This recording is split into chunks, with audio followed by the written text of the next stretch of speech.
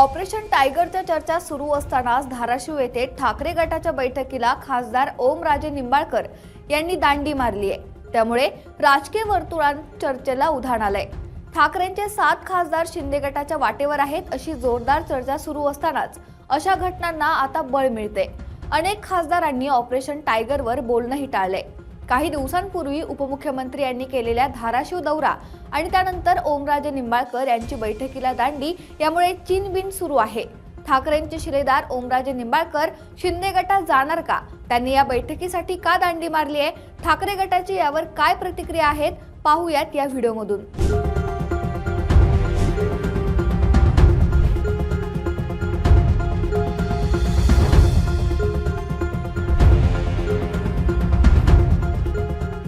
नमस्कार, मी निकिता आणि तुम्ही पाहतायत LS मराठी। महाराष्ट्राच्या राजकारणात सत्तांतराचे नाट्य आणि बंडाची मालिका नवीन नाहीये, परंतु लोकसभा निवडणुकीच्या निकालानंतर आणि आगामी निवडणुकीच्या तोंडावर राज्यातील राजकीय घडामोडींना वेग आलाय। गेल्या काही दिवसांपासून राजकीय वर्तुळात सुरू असलेल्या हालचालींमुळे शिवसेना उद्धव बाळासाहेब ठाकरे पक्ष पुन्हा एकदा मोठ्या आव्हानांचा सामना करत असल्याचं चित्र समोर येते। धाराशिव येथे नुकतीच ठाकरे गटाच्या प्रमुख पदाधिकाऱ्यांची एक अत्यंत महत्त्वाची आढावा बैठक पार पडली। मात्र या बैठकीत घडलेल्या एका नाट्यमय प्रसंगामुळे आणि पक्षाच्या सर्वात मोठ्या चेहऱ्याच्या अनुपस्थितीमुळे संपूर्ण महाराष्ट्राच्या राजकारणात संशयाची एक मोठी पाल चुकचुकली आहे। ठाकरे गटाचे विधान परिषदेतील विरोधी पक्षनेते अंबादास दानवे यांच्या प्रमुख उपस्थितीत धाराशिव जिल्ह्यात पक्षाची ताकद आजमावण्यासाठी आणि आगामी रणनीती आखण्यासाठी ही बैठक बोलावण्यात आली होती। जिल्ह्याचं नेतृत्व करणारे, स्थानिक पातळीवर प्रचंड जनमान्यता असलेले आणि लोकसभा निवडणुकीत मोठ्या मताधिक्याने विजयी झालेले ठाकरे गटाचे लोकप्रिय खासदार ओमराजे निंबाळकर यांनी या अत्यंत महत्त्वाच्या आणि प्रतिष्ठेच्या बैठकीला लावलेली दांडी संपूर्ण राज्यासाठी सर्वात मोठी बातमी ठरली आहे। एका बाजूला संपूर्ण जिल्ह्यातील छोटे मोठे पदाधिकारी, तालुका प्रमुख, जिल्हा प्रमुख आणि खुद्द अंबादास दानवे बैठकीच्या व्यासपीठावर उपस्थित असताना दुसरीकडे मतदारसंघाचे खासदार आणि पक्षाचे प्रमुख शिलेदार असणारे ओमराजे निंबाळकर मात्र या बैठकीतून पूर्णपणे गायब होते।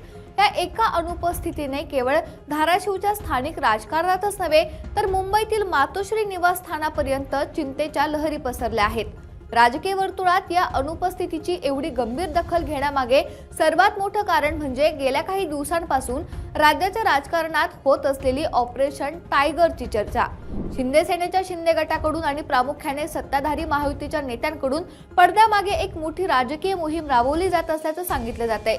अशा संवेदनशील आणि संशयास्पद वातावरणात जेव्हा ठाकरे गटाचे 7 ते 8 खासदार एकनाथ शिंदे यांच्या थेट संपर्कात असल्याच्या बातम्या प्रसार माध्यमांमध्ये आणि सोशल मीडियावर फिरत आहेत, त्याचवेळी खासदार ओमराजे निंबाळकर यांच्यासारख्या महत्त्वाच्या व्यक्तीने आपल्याच पक्षाच्या वरिष्ठ नेत्याच्या बैठकीला दांडी मारणं याला केवळ योगायोग मानण्यास कोणीही तयार नाही।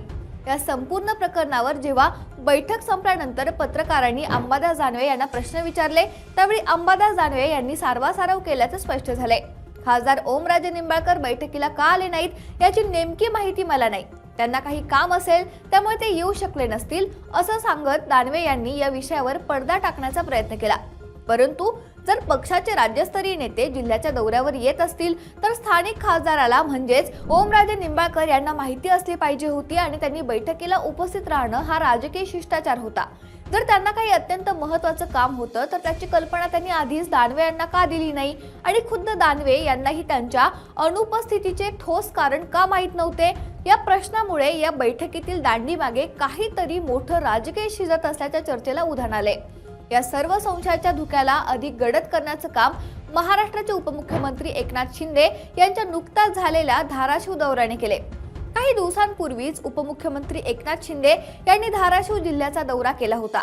या दौऱ्यादरम्यान त्यांनी स्थानिक पातळीवरील अनेक प्रमुखांशी विकास कामांच्या नावाखाली चर्चा केली होती। राजकीय जाणकारांच्या मते शिंदेंच्या या दौऱ्यानंतरच धाराशिवच्या राजकीय वातावरणात एक वेगळीच चिनबिन म्हणजेच पडद्यामागील गुप्त हालचाली सुरू झाल्या आहेत। शिंदे यांच्या या दौऱ्यात आणि त्यानंतर या काळात ओमराजे निंबाळकर आणि सत्ताधारी नेत्यांमधील अंतर्गत संवाद वाढल्याच्या वावड्या उठू लागल्या आहेत। काही दिवसांपूर्वीच एकनाथ शिंदे आणि ओमराजे निंबाळकर यांचा एक जुना फोटो समाज माध्यमांवर प्रचंड व्हायरल झाला होता, ज्यावरून ओमराजेंनी अत्यंत संतप्त प्रतिक्रिया देत तो फोटो कोरोना काळातील असून मॉर्फ केल्याचा दावा केला होता। आणि विरोधकांवर कडक कायदेशीर कारवाईचा इशारा सुद्धा दिला होता. असं असलं तरी राजकारणात धूर निघतो तेव्हा कुठं ना कुठं आग लागलेली असते. या सर्व प्रकारामुळे ठाकरे गटात मोठी खळबळ उडाली आहे. ते 7 खासदार कोण आहेत जे ऑपरेशन टायगरचे शिकार आहेत, हा मोठा सवाल आहे. शिर्डी लोकसभा मतदारसंघाचे खासदार भाऊसाहेब वाकचौरे यांनाही ऑपरेशन टायगर बद्दल प्रश्न विचारण्यात आला होता, तेव्हा त्यांनी बोलणं टाळलं आणि मला काही माहित नाही असं म्हटलं होतं. त्यामुळे ते शिंदे गटाच्या वाटेवर आहेत असं स्पष्ट होतंय. ठाकरे गटात खासदारांची सध्या मोठी कोंडी झाल्याचं पाहायला मिळतंय. लोकसभा निवडणुकीत महाविकास आघाडीला आणि विशेषतः ठाकरे गटाला जनतेनं मोठी सहानुभूती आणि मते दिली. अनेक खासदार हे केवळ उद्धव ठाकरेंच्या नावावर आणि स्वाभिमानाच्या मुद्द्यावर निवडून आले आहेत. परंतु केंद्रात सत्ता स्थापनेनंतर आणि राज्यातील आगामी विधानसभेच्या समीकरणानंतर खासदारांच्या मनात आपल्या राजकीय भवितव्यासाठी मोठ्या प्रमाणावर अस्थिरता निर्माण झाली आहे. शिंदे गटाकडून सातत्याने असा दावा केला जातोय की ठाकरे गटाच्या अनेक खासदारांना केंद्रात मंत्रिपदाची किंवा मतदारसंघासाठी शेकडो कोटींच्या विकास निधीची मोठी ऑफर देण्यात आली आहे. अशा परिस्थितीत जर हे खासदार ठाकरे गटातच राहिले तर त्यांना विरोधी पक्षात राहून संघर्ष करावा लागेल आणि जर त्यांनी सत्ताधाऱ्यांसोबत जाण्याचा निर्णय घेतला तर मतदारांच्या रोषाला सामोरं जावं लागेल. अशा दुहेरी कात्रीत हे खासदार अडकले आहेत. या खासदार कोंडीमुळेच अनेक नेते आता पक्षाच्या जाहीर कार्यक्रमांपासून आणि संघटनात्मक बैठकांपासून अंतर राखू लागल्याचं चित्र निर्माण झालंय. दुसरीकडे ठाकरे गटाच्या अंतर्गत वर्तुळातून ऑपरेशन टायगर हे पूर्णपणे फुसका वार असून शिंदेचा हा प्रयत्न सपशेल फेल ठरल्याचा दावा केला जातोय. अरविंद सावंत, अनिल देसाई, राजाभाऊ वाजे आणि स्वतः ओमराजे निंबाळकर यांच्यासारखे निष्ठावान शिलेदार ठाकरे गटाची वज्रमूठ ढिली होऊ देणार नाहीत असं पक्षाच्या प्रवक्त्यांकडून वारंवार ठासून सांगितलं जाते.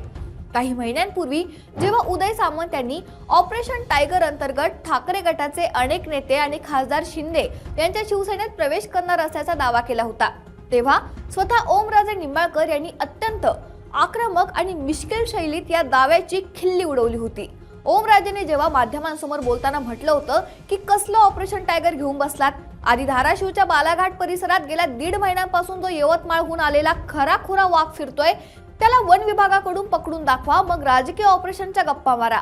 ओमराजेंच्या या विधानानं तेव्हा मोठी खळबळ उडून दिली होती आणि त्यांनी आपण ठाकरेंसोबतच अत्यंत घट्ट उभे असल्याचे संकेत सुद्धा दिले होते.